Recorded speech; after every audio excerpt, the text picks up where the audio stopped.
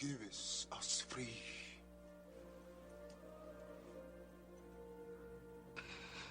Give us free. Your Honor, please instruct the defendant that he cannot disrupt these proceedings with such outbursts. Give us free. If we are to have any semblance of order in this country. Give us free.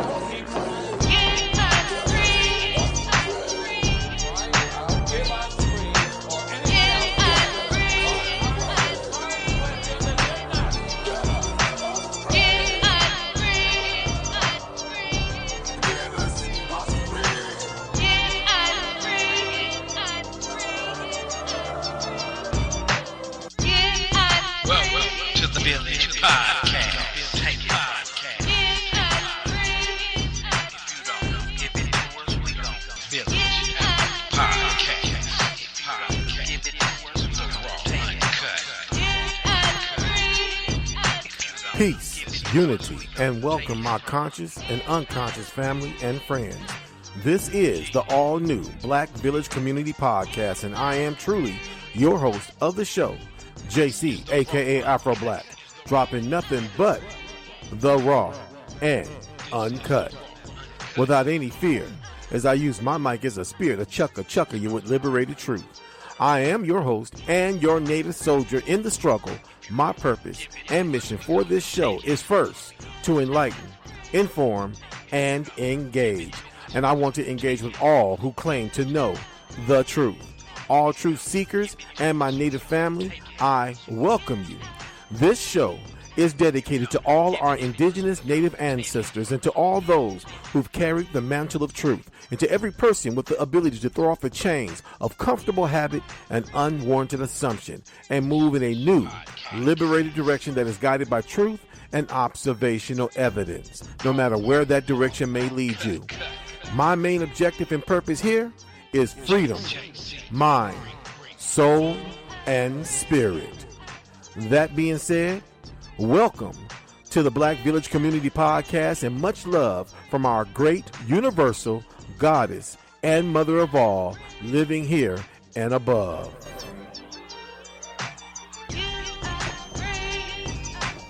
AC in the house.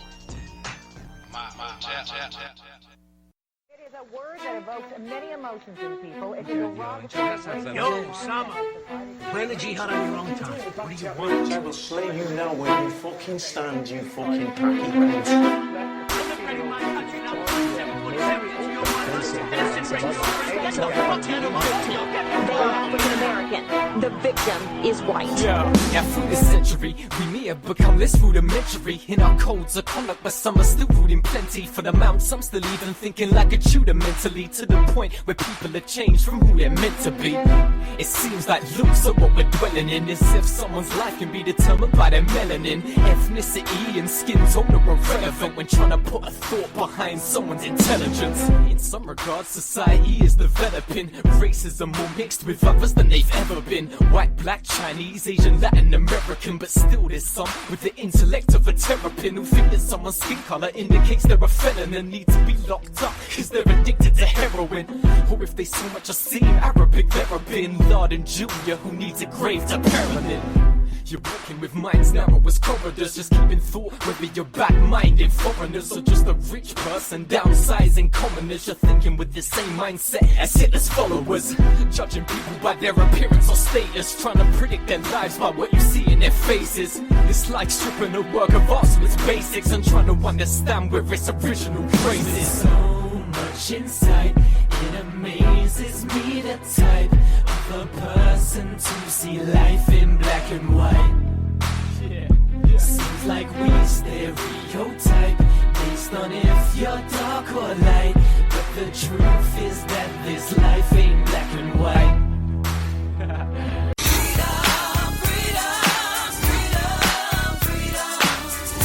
This is how we ride and roll. Soldier for life for sure.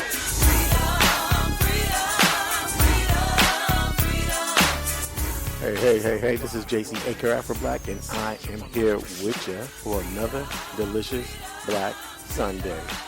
and I am happy to be here. It's been a while. It's been like a long period for me doing my show, more or less like a month off since I've been here, but I am happy to be here with the conscious community, and in particular and in specific the indigenous conscious community. So I am here, I am black, and I am back to drop nothing but the raw and uncut and to share conscious truth with the conscious community. And today's podcast subject matter is titled, What Does It Mean to Be Black Today?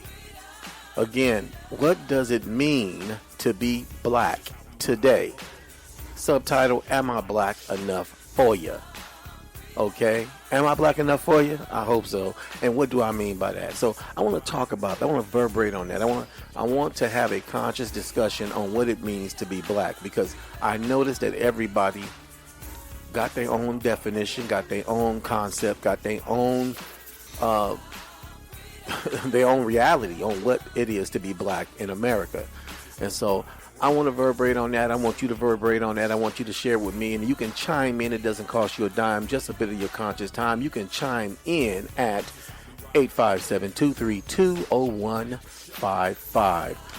You can also chime in at 855-445-9340. And don't forget the conference code to get through the conference. Don't sit here at the conference table of truth with me and my queen, which is 947595. Again, chime in at 857-232-0155. Conference code 947595. And my queen is here to verberate, to share her perspective. Let me play some laid-back music before she chime in, so we have something more easy to verberate to. Something like this here. Yeah, A Tribe Called Red, my favorite. So, queen, chime in, please. Hello, my beautiful people. So, we're going to verberate on something that was, it was on my heart, on my mind the whole time. I had this break away from my show. Not that I wanted to break away. It was due to some interference. It was due to some, some trolling and, bothering my network stream and allowing me to kick back, investigate, tighten up network security. And every time I thought I tightened up something, I had to retighten up. So I'm not done with that. But that's another conversation, another podcast for another time. Right now, I want to verberate on something that I think is really important. I want to verberate on something that I know a lot of people talk about, a lot of people think about. I'm not sure if they think about it and talk about it from the perspective I'm going to come from on. Maybe they have, maybe they don't. But I think it's important to have a woman's perspective on it. That's why I'm always happy and glad and elated at heart and spirit when my queen joins me on the podcast. And, she being a biracial indigenous sister, it's really important to me to hear her perspective on this. And we're going to verberate on this. We're going to talk about this. I got some audio casts I want to play as well. I ain't got no articles and no statistics I'm going to quote today, because that's not what it's about today. But it is about us sharing our thoughts, sharing our hearts, sharing our perspective on what it means to be black American, what it means to be black in America. You feel me? To be black, and I said black American. I said that for a reason. What does it mean to be black American? And what does it mean to be black in America? Them are two different perspectives, and I have two different definitions on why I said it that way. Because you can be black in America and not be black American. How can you be black in America and not be black American? Because to be black American is to be black indigenous Native American. To have roots to this country, roots to this land, history in this land that dates not only to slavery, but past slavery. You feel me? Before the Europeans came and colonized here in North America. That's black indigenous American. That's true black American. And then you can be black in America, meaning that your parents came here from somewhere else. Could have been from Africa, could have been from Australia, could have been, I'm not sure, but, and it could have been somewhere else. I'm not sure. It could have been from the Dominican Republic, but you came over here and your parents came over here and they had children or whatever, and now you are black in America, which still makes you a black American by citizenship. You feel me? But let me get my queen. Let me hear you weigh in on this. You are a biracial black woman. You are a black American. Now you got those who are biracial, who choose not to embrace being Black American. They want to embrace being white American or mulatto or whatever category white people have set up to categorize themselves in. What's your perspective on this, Queen? For me, basically, being Black American is just knowing who I am and where I came from. So, knowing that my family history on my father's side is rooted deeply in American ancestry because he's Cherokee Indian. And knowing that on my grandfather's side, I also have Mohican on there. So I just vertebrate to the culture that, you know, is more me, is more accepting of me and who I am. Okay. What is your position on the true definition of what it is to be Black in America? What does it mean to you to be Black in America? Acknowledging and accepting those trials that you have to go through, separate from what white folks have to go through, because I've seen both sides. I've been treated on both sides, at different perspectives. You know, some white folks knowing that I am half Black American and that treat me as if I am Black. And you got those who don't know, who treat me as if I'm white. It's very interesting to see people's reactions to who I am and what I am. But as far as Black Americans, I've always been treated, you know, the same, accepted, just for me. Okay, I want you to, I've heard, I mean, there's a lot of people that come across with the same analogy that you just came with when it comes to talking about their biracial identity. And again, I want everybody to know that I comprehend, but do you comprehend? When I talk about you, I'm not talking about my queen, I'm talking about those out there listening to us. Black is not an ethnic race. Black is a color. Black does not tie you to an ethnic group. Black is a color. And the beautiful thing about the color black is that it encompasses the whole of everything that is color. It encompasses it. You to get black, you have to take every color under the spectrum and mix it together to create black, meaning that there wouldn't be color if it wasn't for black. So that's just talking about the concept of black itself. Tying it to an ethnic group, that's what's important. And I think it's very important also to comprehend the fact that other groups of people, like Cubans, like those from the Dominican Republic, like Black Puerto Ricans, and even Africans, do not take the same perspective that we take on the matter of black. They understand that they have black skin, but they don't tie black as an identity to who they are. They tie their identity to the culture from which their people come from. We over here in America, Black Americans, we've been boxed in. We've been boxed in, and in all four sides of the box, you got European colonial ideology dictating what steps we should take and what direction we should go when it comes to us embracing who we are as a people. Would you agree, Queen? Yep. That if we're not self-identifying, we're being told who we are. And to self-identify is to accept our background, our culture, our history, the verbal ancestry that our parents and grandparents passed down to us. Well, that's another thing. A lot of Black Americans have ignored their grandparents. Yes, I will say ignored. When you're not paying attention, when you're not recognizing who your grandparent is, where they came from, what is their ethnic background, do they have any cultural connection to any culture, and what locality do that culture come from, and where is it? And these are things that are important. It should be important to us as a people, because it ties us to where we come from. It ties us to our landmass. It ties us to a locality, and it ties us to a culture with a history, with a heritage, with traditions, and with values and principles. And as black people in Black America, we've been groomed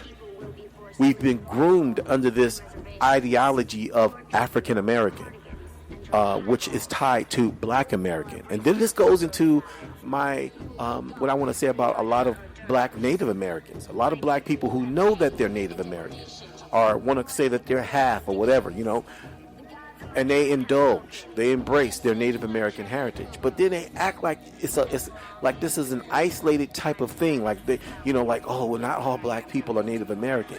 The thing about it, most black people who are Native American don't know that they're Native American. Like I say, we've been trained like the slaves were trained on a plantation, not to indulge, not to embrace, not to investigate, not to research who they are. So they're allowing the teacher, they're allowing the media, they're allowing the History Channel, they're allowing PBS, they're allowing the government, they're allowing society to dictate who they are. And in some cases, because of this type of bombardment of telling people who they are, you got a lot of biracial black people who are confused about their identity. Is that true, Queen?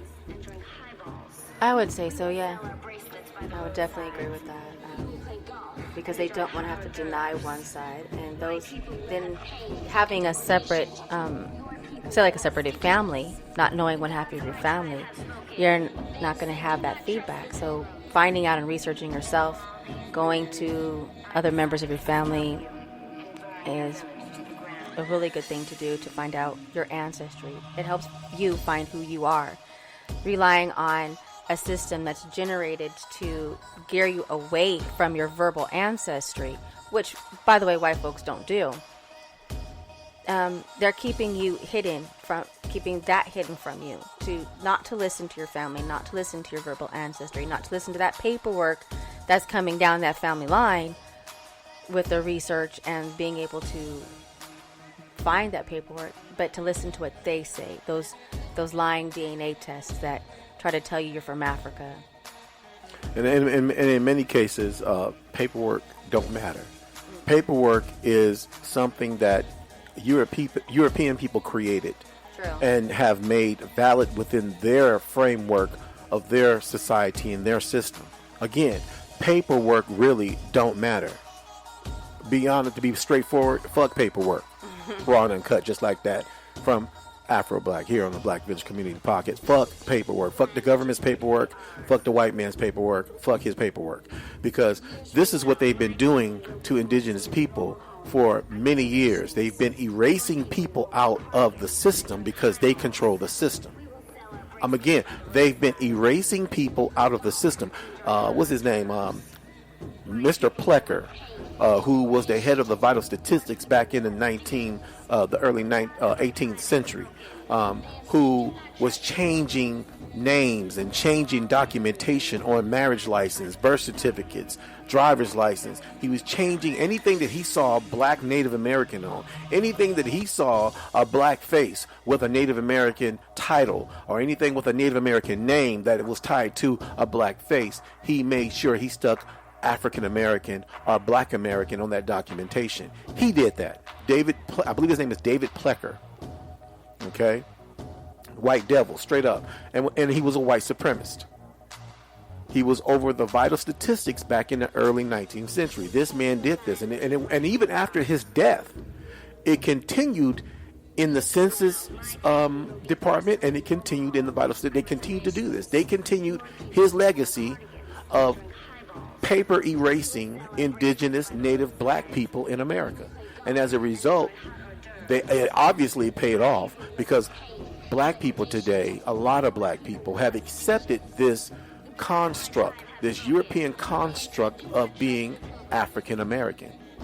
And then you got the ignorant Pan-Africanists reinforcing it, and then you got the white devil along with his black pimps called the church reinforcing it, and then you got the school system reinforcing it, and as a result, you got young people, young indigenous black people, young children who are Native American and don't even know it, and they grow up accepting an ideology that's a lie. They grow up accepting something that's not true about who they are. And so this is what needs to change. And how is it going to change? Well, my queen talked about it. Speak to your grandparents. Speak to your great-grandparents. Speak to your parents. Speak to your great-uncle, your great-auntie, talk to your relatives on your mother and father's side of the family. oral tradition is more important and more validated than the white man's paperwork. Again, use his paperwork to maneuver and to take care of your family, but that doesn't mean that you have to embrace what he's telling you who you are. You don't look, the white man don't let nobody tell him who he is. The white man don't let nobody tell him who he is. He will laugh at you because he's looking at the fact that, to me, I'm pulling the strings. I don't care what you say about me. I know who I am. What is wrong with black folks? Again, what does it mean to be black in America today? And that's what we want to talk about here on the Black Village Community Podcast. And let me continue this discussion. Let me unchime Brother Currington there. I had him muted. Let me unmute Brother Currington. And I see my nephew sitting here in the conference room. Anybody want to break and weigh in on this before I play an audio cast? I got an audio cast I want to play, and I got two of them I want to play. One is black Americans talking about what it means to be black in America to them. And then I got both audio casts is about 2 minutes long. I got another one with Africans talking about what it means to be black in Africa, or what does it mean to be black to them. And so I chose both of these, the African and the black American, so we can see the two different perspectives. We can see the two different mindsets and what it means to them to be black today. So, but before I play this audio cast, I want to know, anybody in the conference room got any more they want to shine on what I was just saying?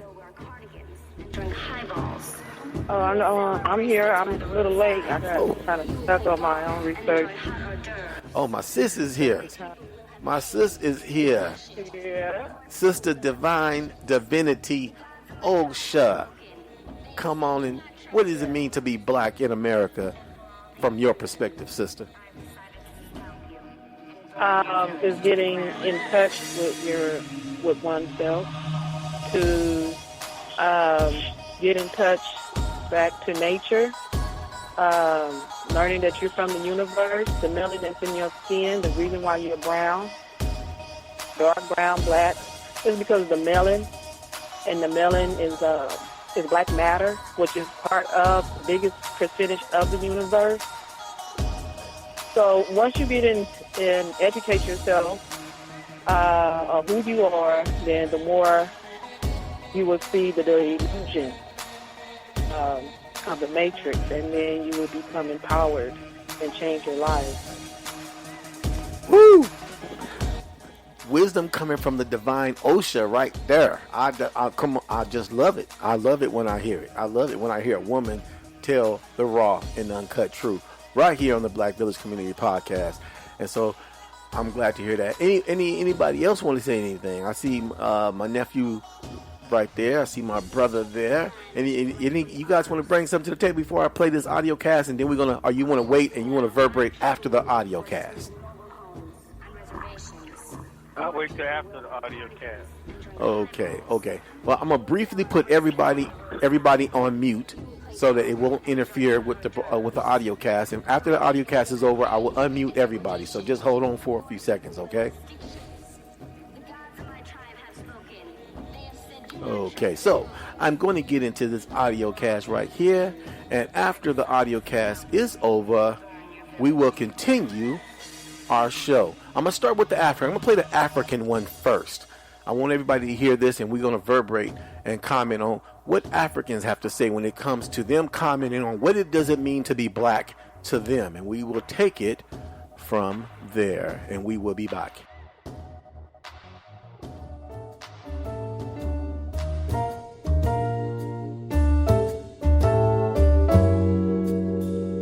Being an African, that's a sea of answer, you know. To me, being an African means that I am deeply rooted somewhere. To be an African means I'm a child of Africa, firstly.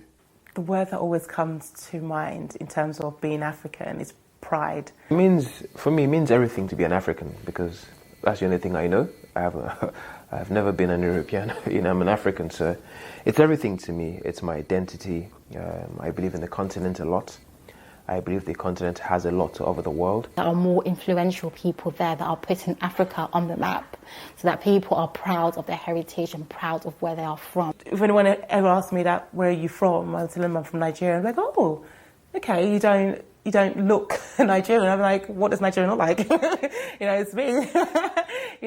But it's just pride. I just have so much pride in being Nigerian and being African, and that's what African means to me. It means that there are unique gifts that I have that no one else has. I want to be amongst those people that are adding value to Africa, showing Africa in a positive way, showing how proud I am to be African, so that those that are to come and that the younger generation will continue to represent Africa in a positive way. Being an African, it's everything. Being an African is everything, whether you're born in Africa or not. There you go. You heard it. You heard it right there. You heard them people mention what it meant to be an African in Africa. Now, I want everybody to know that Africans don't call themselves Africans in Africa. So they were speaking from the perspective knowing that people was listening to them and they were being interviewed. And Africa is a continent. Number one, remember, Africa is a continent. Okay? So I want to know what everybody thought. But before everybody share what they thought about what they heard, let me tell you what I heard first. Okay? I heard two things that grabbed my attention. One thing, a sister that said, it makes me feel that I'm rooted to a people. Another, I heard two people mention, it gives them identity. Okay? It gives them identity. And the third thing I heard was I kept hearing taking pride in Africa. Taking pride in Africa. Something to live up to. Contributing to Africa. Okay? Now, I want to know what anybody else think about that. I mean, is that something that we here in North America, could we say stuff like that about ourselves? Do we hear our people speaking like that about themselves? Do you hear black people saying, I take pride in America? Huh? Do you hear black people saying, America represents me? Being a black American, I feel rooted. Or it's my identity. I mean, do you hear these things coming from black? Can you imagine black people speaking like Africans about America, but speaking from the black perspective or indigenous perspective? Can anybody want to comment on that? Well, this is Brother Curran. Can you hear me? Yes, sir. Oh, okay. First of all, now, this what we just heard was in relationship to the title about being black, right? What does it mean to be black? Exactly. And the reason why I played the audio wait a minute, I want you to know the reason why I played Africans talking about what it meant to be black to them. You notice they said it meant most of them, it has something to do with Africa, or some African identity, or cultural identity. Oh. So go ahead. Okay. And that's the whole thing right there. They spoke on being African, not being black. They were tying it to being black. They were tying it to it's still to them. Being black is being African, and being African is being black. If you notice, that's a cultural thing for them. That's a cultural thing. What I'm saying is, what I'm saying is this: based upon the topic, they weren't. Their main topic was being African. You're not being black. Because see, we have to understand that there's a difference between a black African and a black person that's born and raised here in America. Okay? There's a total difference in that. So all I'm saying that they didn't speak on, we'll say, being a black African. you know, in that aspect, they just spoke on being African. Okay, and you asked the question: have we heard anybody black talking about America that way? I will have to say I have heard people, you know, black folks in America speak on America in that aspect. So you've heard. I give you a good example. I'm gonna give you a good example of one right now that would speak of America in that term and maybe even more. Our Secretary of Education,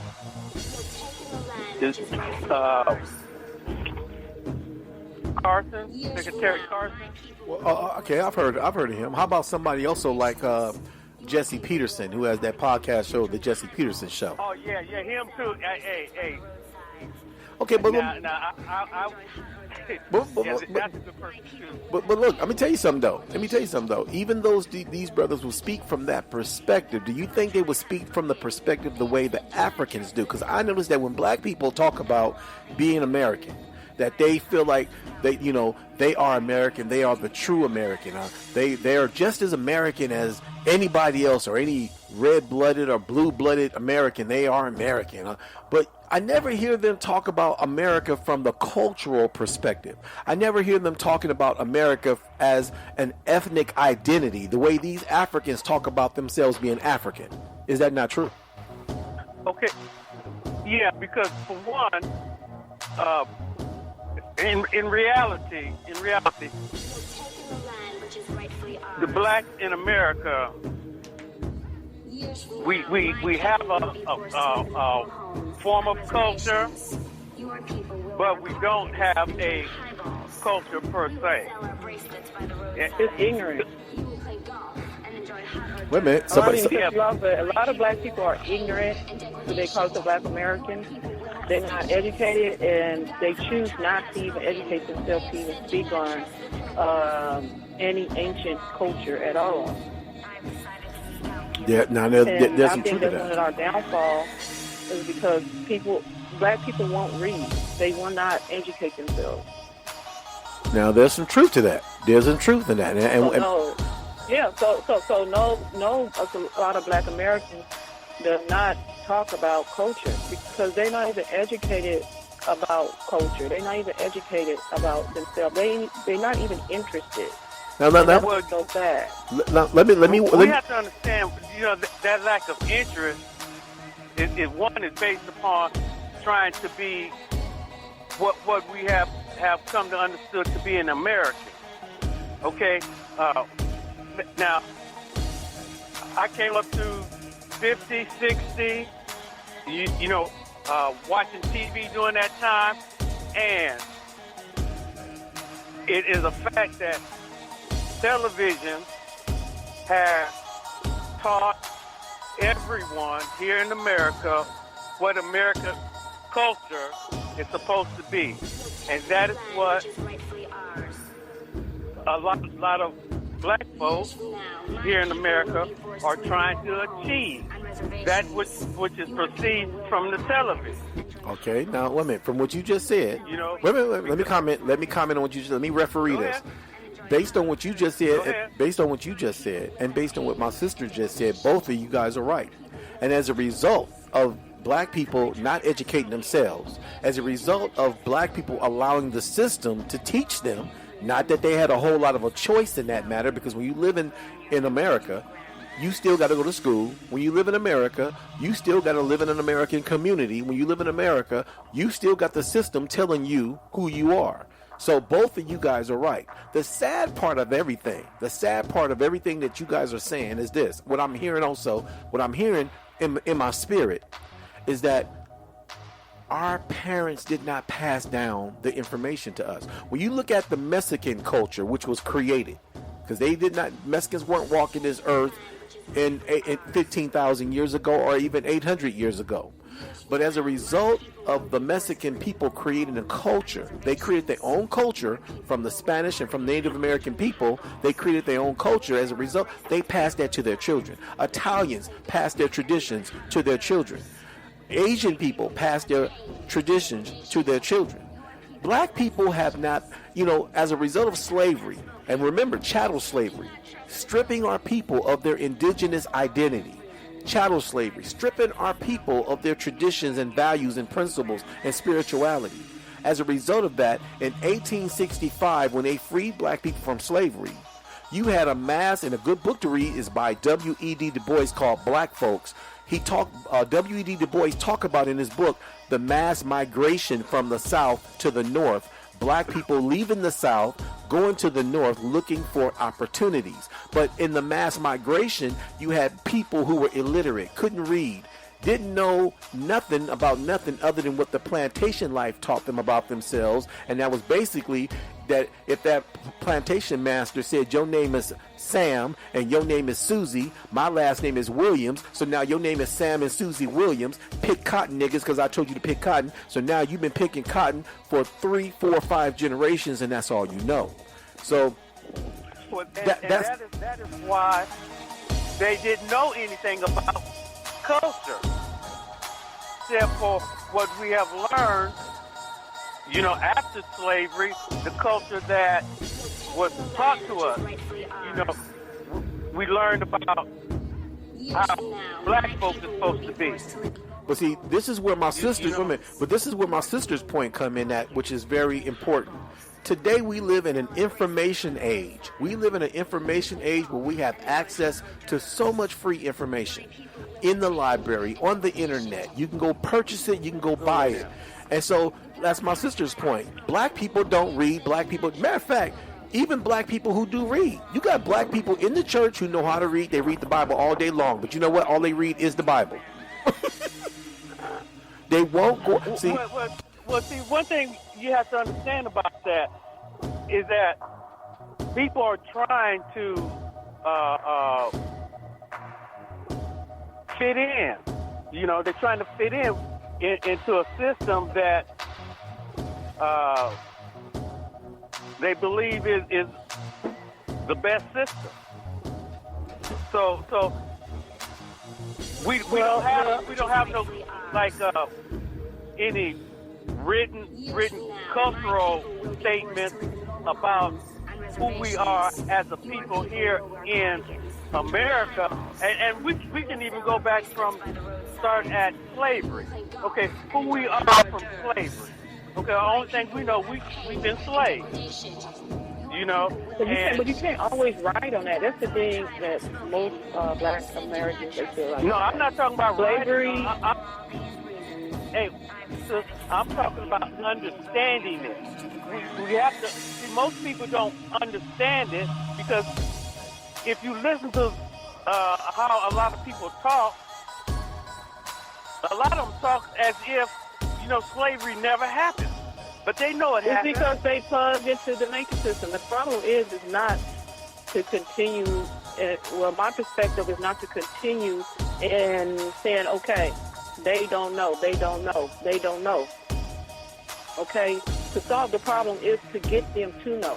How can we get the people, the blacks, that they call themselves black Americans, because they got knowledge of who they are, to wake up and start and get into culture and to see the benefits of knowing who they are. See, right now, black people, they don't see the benefit. They feel like, what's that going to do for me? Or how's that going to benefit me? Is that going to put any money in my pocket? You know? Correct. That's correct. You know what I'm saying? So the thing is that they have to understand that the system is made to not be circular, but to be boxed. It's a square. They cannot think outside the box. Go ahead. So how can we get the world or the black people to think outside of the box, to think secular? Well, number one, I'm talking about unity. Number one thing, they have to comprehend the fact. They have to comprehend. This is one thing about culture. Culture brings unity. Native American culture, just like African culture, was all about the circle. The Africans called it the circle of life. The Native Americans called it the sacred circle, or the medicine wheel. That's what they called it. The medicine wheel encompassed spirituality, heal your soul. Spirituality to heal your body. Because the Native Americans believed that if you were physically ill, there was something spiritually ill as well inside you. And so it was important to our indigenous ancestors to give you a holistic type of healing. And so ceremonies, rituals, relationships, your relationship with nature, your relationship with the spiritual, with the spirits, your relationship with your ancestors, your relationship with your mother, your father, and your brother, the great circle of life. And this is what we need to come back to as a people. Church, like you said, religion is in a box. That's why the Bible is shaped like a square. Even regardless if it's a little bit elongated, it's still squared at each end, because they put our people in a brainwashed box, and it's going to take us. It's going to really take women. I say women because every man that comes in this world has to come through the legs and through the matrix of a woman. So his first teacher, that's right, he has to come through that yoni, and so his first teacher to teach him love. His first teacher to teach him what right and wrong is. His first teacher to teach him what affection is his mother. So it's really going to take our women waking up. And why you think the churches are full of women? These devils know exactly what they're doing. They know that the women are the most impressionable creatures walking this planet with most of power. Why I say most of power? Because the first master teachers are the mothers. Them religious devils know this. That's why they're full of pimps. I just listened to T.D. Jakes talk about what black meant to him. You know what T.D. Jakes said what black meant to him? It meant financial success. Well, that sounds actually kind of a white perspective. Well, look. All I know, that sounds very pimpish of him. Because why would he not say that? I mean, he's made millions off of his converts. Everybody who come to listen to him or buy a tape or buy a book of his, he gets paid. So why wouldn't it be financial success? And that's a part of the. No, he's been mentally abducted. Well, my point is that's a part of patriarchal European colonial brainwashing to get our people's eyes off of what's important. What is that? Unification, loving yourself, and loving your people. How can you love your people if you don't know how to love yourself? How can you love yourself if you don't know how to love yourself? And so this is what we got to wake up to, people. When it talks about being black, how can you love yourself if you don't know who you are? Exactly. You got to understand yourself to even love yourself. There you go. There you go. And the thing is that Black Americans, they choose not to learn who they are. They choose not to learn, why would you not want to know who you are? Because once you get in the mindset of I don't care, it doesn't matter, then you're easy to be controlled. If you don't know who you are to control yourself, to be a creator of yourself, and learning your culture, then you can easily be what? Manipulated. You can easily be manipulated. And that's what's going on. Our people control. Yeah. And that's what's going on. That's exactly what's happening. Our people are being manipulated. And becoming conformists. And so now they've lost what it is to be black in America, or to be quote-unquote black. For the example of T.D. Jakes that Jay gave. First care. Yeah, and to find your true identity and who you are is not to follow what white society says you are, not to go ahead and get that false DNA test through those companies, because each one has a different result and each one tells you something different. And so they're just basically capitalizing off of people wanting to know something and not giving them the truth. The truth of who your culture is and your identity is to listen to your family on where they came from. Looking through those family ties and finding that heritage that's there. Exactly. There you go. Also, let me... then you'll find yourself. And you will find yourself in that process. You sure will find yourself. Yeah, because you are your culture. You are your ancestors. So when you begin to search, then you find yourself. Then when you find yourself, then you can understand yourself. Because you understand culture. You understand your ancestors. You understand your roots, where you came from. Sis, then you become illuminated. We were talking earlier. Me and you were talking earlier before the show, and I was bringing to your attention a sister on Facebook who was telling me, she mentioned that she called it Mama Africa. I'm just so happy, that, I know I'm from Mama Africa. And I asked her, how do you know Africa is Mama to you? She made the statement that everybody come from Africa. It doesn't matter who you are, we are from Africa. And I was sharing with you that if you went to China and told the Chinese people that they were African, then people look at you like they look at you like you're crazy. We're Chinese. He said, well, no. In the beginning, everybody come from Africa. Everybody's from Africa. Life is all started in Africa. You will get an argument out of those people. Exactly, because it doesn't matter to them that life began in Africa. What matters to them is that their people went millions of years ago, or hundreds of thousands of years ago, their people settled in China. And when their people settled in China, they created a culture. And so you're not going to take culture away from the Chinese. You're not going to take culture away from the Vietnamese or the Japanese. You're not going to take culture away from Mexicans, and Mexicans ain't even been here that long. They're one of the races of people that are more modern than any race of people. The Mexicans. They're a factor of the Spanish and French war fighting over California. The Spanish and the French took out the time to rape and pillage the Native American people, and that's how you got Mexican children today as a result of what happened back in the 17th century of the Spanish and French fighting over Phoenix, California, and Arizona, and so forth. My point being is that you're not going to take culture away from the Mexican. They created a culture, and they ain't going to let you take it away. Now, black folks, just like Africans, black people in North America have a deep, rich, rooted culture, history, and heritage. And yet we rob ourselves by not embracing it. And you know what? The white man has created a mulatto Indian. He's created a mulatto. What is a mulatto? A mixed Indian. What is that mixed Indian? Well, I want you to know Dr. Clyde, what's he called? His name is Dr. Clyde. I think it's Dr. Clyde Williams, his name. Anderson? No, not Anderson. You talking about? He's a geneticist. He knows genetics, and he knows DNA. He knows physics. He's a very intelligent brother. His name is Dr. Clyde. But he said he will tell you straight up that when the two people who met here on North America was the black Native American and the Mongoloid Native American. The Mongoloid Native American is the white Native American. He has a lot of European blood in him. That's the one with the straight hair, the light skin to white skin.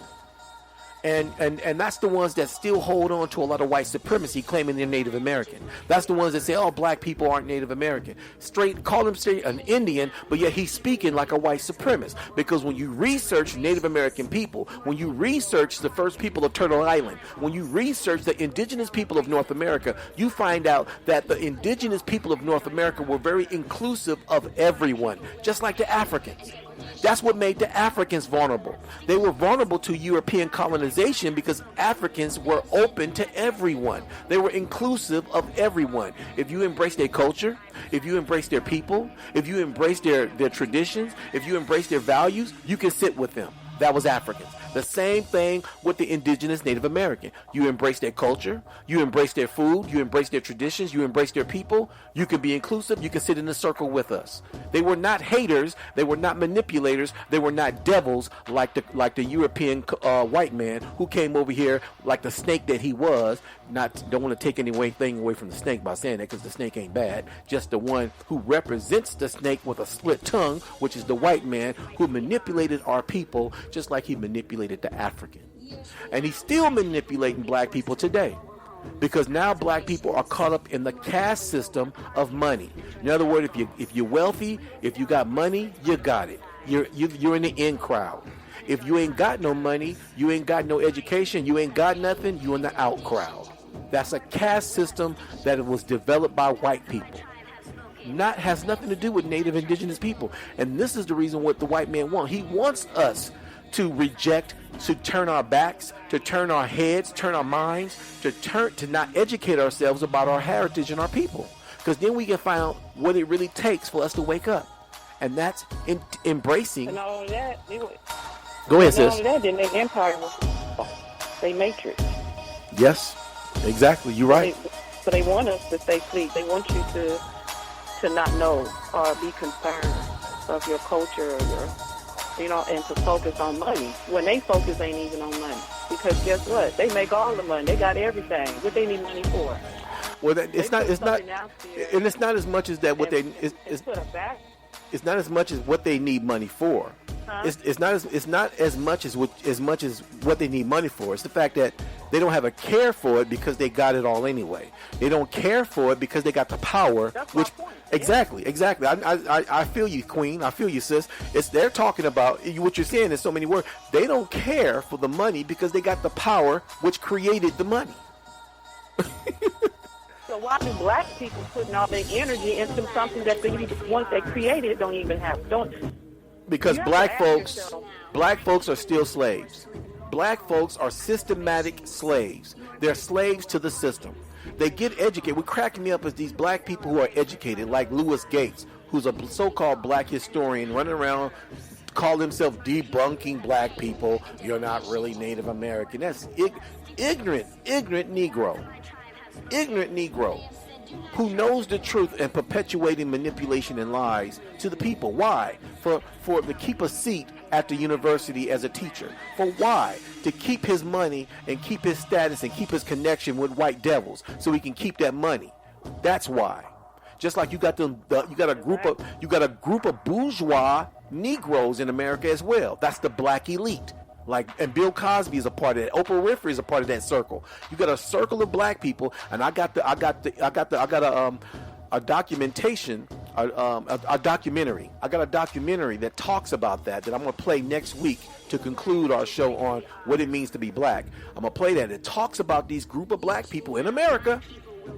A group of black people in America that lives within the circle of white people. They're educated. They're wealthy.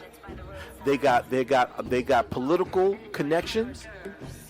They got it all. And you know what? They keep it in their circle. They won't let just any black people in their circle as well. You gotta be connected, and you can't get in that circle unless they let you in that circle. They're basically emulating white people. So before I'm at the you know what? My show's supposed to be over at 4. I'm gonna go a little bit over because I want to play this audio cast so we can conclude our discussion. So I'm gonna put you guys on hold. Let me play this audio cast and we will continue.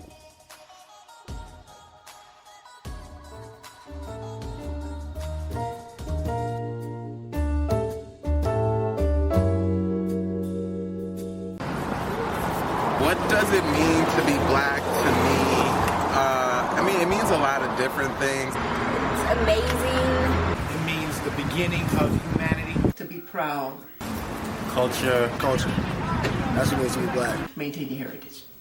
To be black is to have a heart of gold. Love. It's kind of epic. What it means to be black to me is to be strong. Strong. Strength. Powerful. Caring. Honest. Open. Sense of self. Not ashamed of yourself. I'm proud to be black. I love being black. To me, being black means that I have a history and a culture that can't compare to any other. It's different. Unique. To be black is not to be better than anyone, but no one's better than you. Being black to me means history. There's like a historical aspect. Martin Luther King and all those folks. So I grew up protesting. The Middle Passage and the Atlantic slave trade and slavery in the Americas, and then really working to overcome that and really try to build something for ourselves out of kind of like the anger and the frustration of the past. I feel like I came from a stock of people who believed in equal rights and justice for all. Black power. Boom. There you go. You heard it. That was basically a brief stop and ask black people in America what it meant to be black. What it meant to be black. And you heard culture. You heard heritage. You heard, power. You heard strength. You heard the transatlantic slave trade. You heard everybody getting different perspectives. The thing about it when it comes to culture, what culture are they talking about? In most cases, they're talking about African culture because that's what they've been told. In most cases, they mean African culture. When they say that, when they talk about tradition, they talk about African tradition. How do you know you're from Africa? Who told you that? How does it make sense? But you know, go ahead. There is, even though it might not can be out there for just everybody to see, there is culture here in Black America.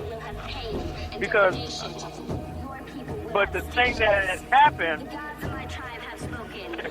50s, 60s,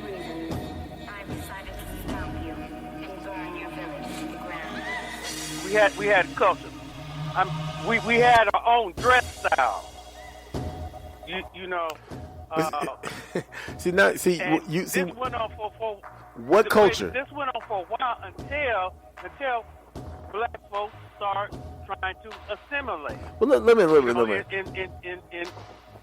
I'm trying to see what you're talking about because my comprehension only goes as far as back as the 60s. Yours go back a little bit further than mine. Mine goes as far as back as the 60s.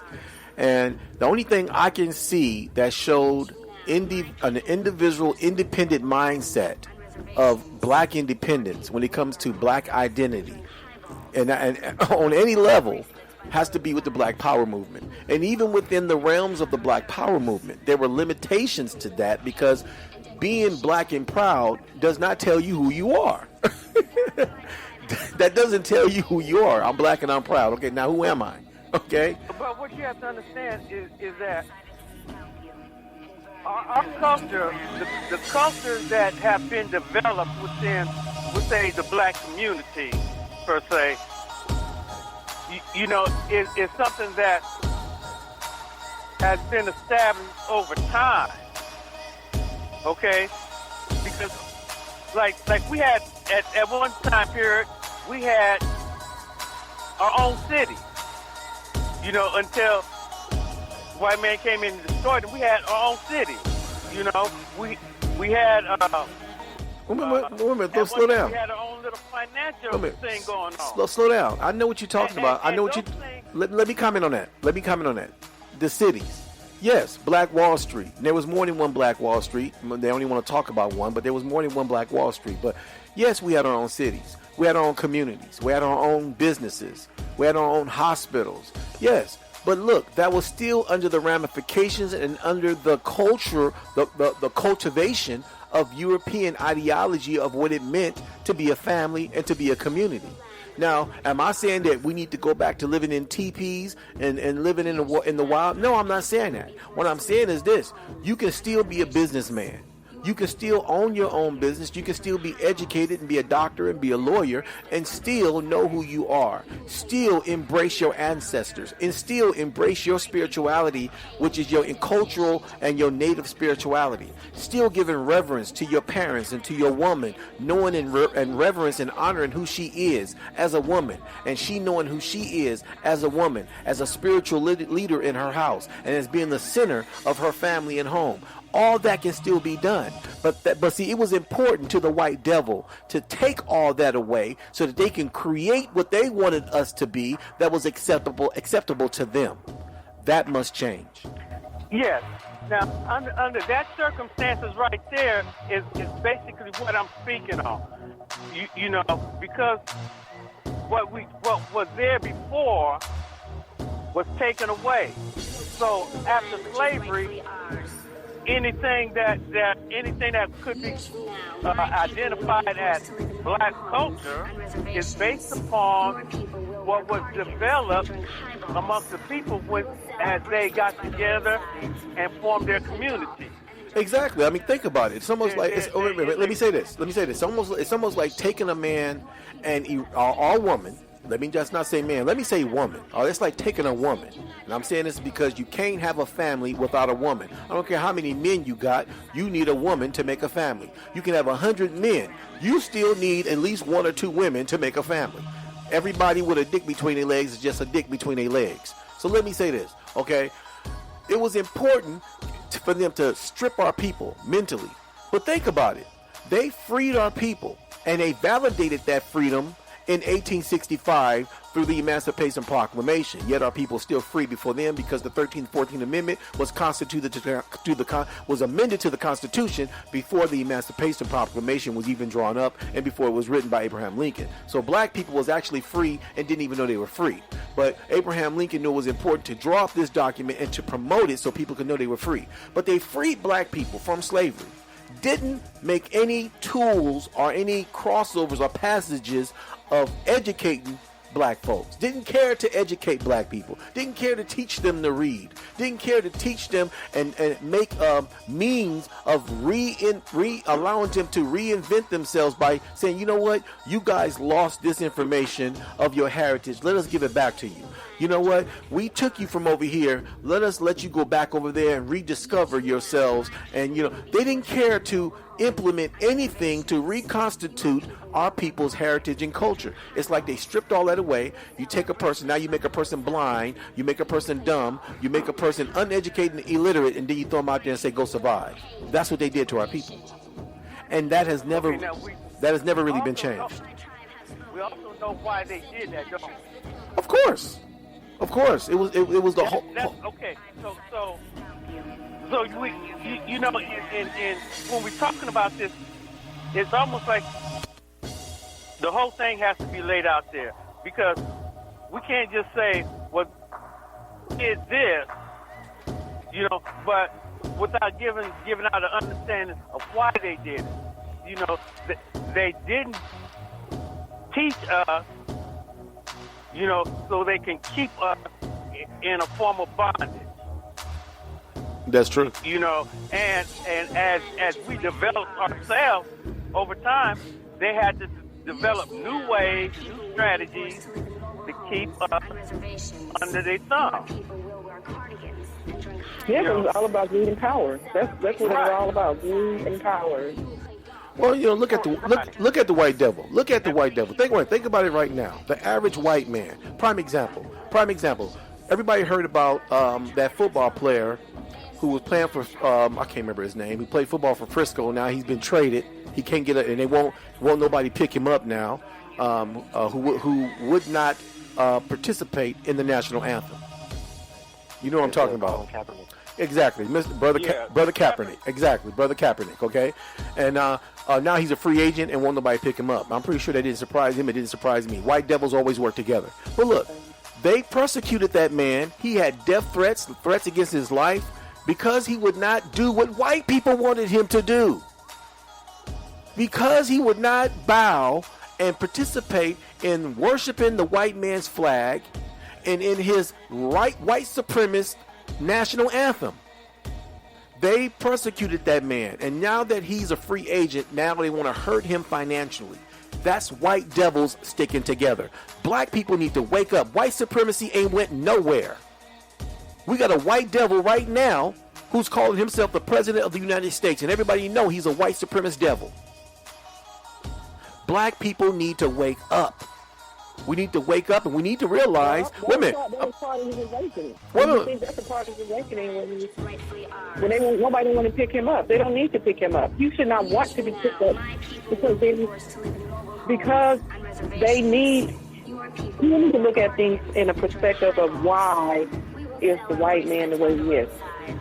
Why I wouldn't want to give my energy to the white man, because when you give your energy, your time, your mind to the white man, then he uses your energy to build his own kingdom. So when I found out, and I was looking at Sports Center, I really didn't feel bad because they helping him without even knowing it. He's just not knowledgeable of it. He don't need to be giving his energy to the white man, because the more energy that you give to him, the more he's able to build his kingdom. Look, the whole point of him not participating in the national anthem, and what he did was instead of him participating, what he did was he just took a knee. He took a knee, And so that was given, that to me, that was still compromising with white folks, and that wasn't good enough for them. I don't think it has anything to do with him giving them any type of energy. It's all about the fact that he's a professional football player. It's about him feeding his family, taking care of his family. His job was a football player.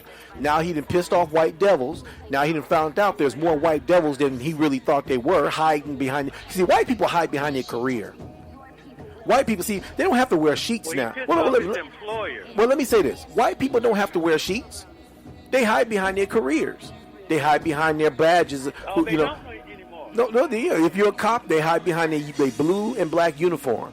If they're doctors, they hide behind their doctor's uniform. If they're teachers, they hide behind their careers today. They've been taught that. These devils know what they're doing. Am I saying everybody who's white is a devil? No, I'm not saying that. I'm saying if the shoe fit, devil, wear it. You know you're a devil. Every devil know they're a devil. So I'm going to conclude this. That's one of the questions on the planet. Look, I call them devils. Look, they lived backwards. They're doing the opposite of truth. They're doing the opposite of the balance of truth. They are devils. No, not the type of devil with horns on his head, not the devil that the religious people created. I'm talking about the devil according to the word, DEVIL, lived backwards. They're doing the opposite of truth. These are white devils, black devils, and brown. Look, the Africans over there in Africa, black devils, traitor in their own people.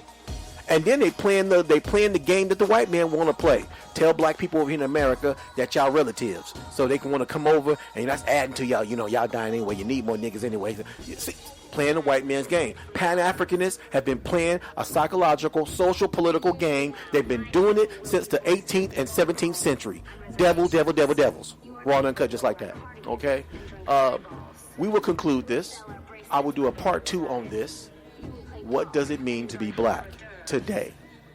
I want to hear everybody. You can chime in. Doesn't cost you a dime, just your conscious time. You can chime in at 857-232-0155. You can also chime in at 855-445-9340. And don't forget the conference key to get through the conference door to sit at the conscious table of truth with me and my family here at the Black Village Community Podcast, which is 947-595. I will be back. I will be black every delicious Black Sunday. And I enjoyed this, you guys. I could continue this on. I'm already almost 10 minutes over my time limit. I could just go on, but you know what? I got to set a time limit. I got to be professional with this. I can't be all sloppy with it. You feel me, folks? So we will be back talking about this. I want to conclude this. And I want you guys to know, next Sunday, I'm going to conclude this, and I'm going to talk more about the black elites. You got a group of black people in America who are wealthy. Matter of fact, this documentary that I'm going to play next week with a black sister talking about how she has a family tree that dates all the way to the 17 and 1800s of all her family members being successful and wealthy. And they are a part of a group or club that's exclusive of black elites. And not anybody can be a part of that group. That's, so I'm gonna share that information. I'm gonna talk about that. And then within that, there's a young man who wants to reach out to his people, but feels like he's cut off short because he's wealthy, and they feel like he's disconnected because he's not from the hood. He grew up in the Hamptons. He grew up right there with white people that went to wealthy schools. And so I'm going to talk about that. Like I say, there's a caste system in this country and a class system in this country that separates us, that contributes to the separation and contributes to the breakdown of what it is to be black in America today. And so I want to talk about that next week, and we will conclude this. Anybody got any last words they want to say before we get off the air? I would encourage for people to study the cosmos. You'll see how powerful we are as black people, and to speak your culture. That sounds good. She say she want her people to study the cosmos. Basically, to embrace the spiritual side of who you are. Anybody else got any last words before we leave today's podcast subject matter? Well, I think this was a good podcast, and wait until next Sunday. And also, I think your nephew, we didn't hear nothing from him, and I'm surprised. Yeah, nephew, any last words? Nephew, you got anything you want to say? Love to the great mama. Say it again, nephew. Love to mama. Love to the great mama. He said, love to the great mama. I love that one there. He said, love to the great mama. And that would be giving love to every mama. You know, my sister's sitting on the phone. She's a mama. My queen sitting here she's a mama. When you give love to the great mama, you're giving love to all mamas. That's what I'm talking about. Queen, any last words, Queen? Well, just on the same vibration, my sister, that please listen to that family history. Stop falling in the trap of being colonized, colonialized, whitenized by white society, because they follow their heritage. Every other culture follows their heritage by their family trees, by that family history, by that oral tradition, and we should be doing the same. Sounds good to me. Well, we will be back. We will be black. Definitely we will be black. Here at the Black Village Community Podcast, every Sunday starting from 3 to 4 Pacific Standard Time, West Coast side of the equator. You feel me? So please chime in, join in. Anybody who wants to chime in and join in, please join me here. I will be back here. This is Jaycee, a.k.a. AfroBlack, dropping nothing but the raw and uncut, as always, here on the Black Village Community Podcast. I appreciate my family who joined me. I haven't been on the air for about a month. Had to, recoup and fix some things, some technical issues and things of that nature, which I'm still working on. But I was able to get back on, and I am here. I've enjoyed this day, and I went over my time limit, but I'm black and I'm happy, and I can't do nothing but I can't complain.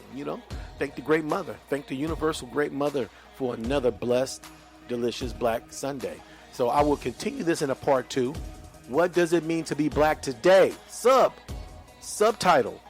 Am I black enough? We're going to talk about this, And you know what? Something else I'm going to bring in next week. We're going to talk about black people who are homosexual. That's our family. My homosexual brothers and sisters, them are family members. We got to stop hurting our people. We got to stop doing what the white devil do. You feel me? So wake up, people. Wake up. I will be back. And I will definitely be black.